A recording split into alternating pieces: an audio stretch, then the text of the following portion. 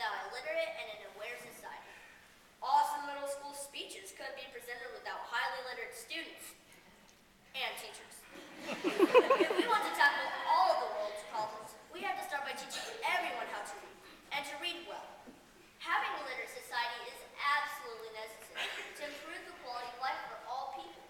Literate people are more able to make healthy choices. They can learn the best methods for growing, storing, and preparing their food.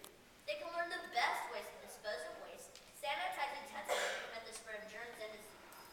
Literacy also helps promote equality and civil rights. Literate people have more job opportunities and therefore more economic freedom. Literate people are more educated voters and have more power to bring about positive government reform. Having a literate society is absolutely necessary to improve the quality of life for all people. Literate societies have less crime, and literate people are less likely to resort to crime. According to the U.S. Department of Justice, it's estimated that 60% of adults in American prisons are functionally illiterate.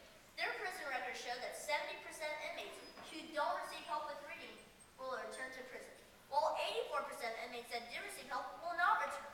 According to the 1993 National Adult Literacy Survey, adult literacy costs U.S. businesses and taxpayers more than $20 billion per year.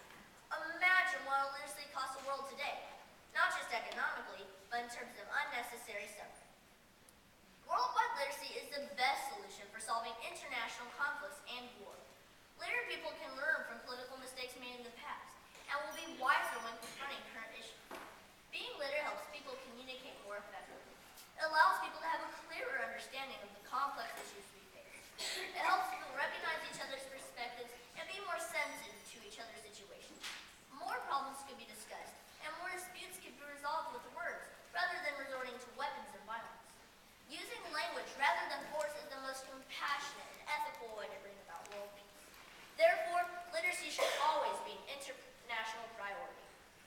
If I were the leader of the free world, I would attempt to eradicate illiteracy by starting an organization known as the International Literacy Council. I would encourage leaders of every nation, cultural group, and faith to join this effort. This council would educate others about the value of having a fully literate society. The ILC would conduct research to determine who is in need of literacy aid and what educational methods are most effective. It would share its findings and shine a spotlight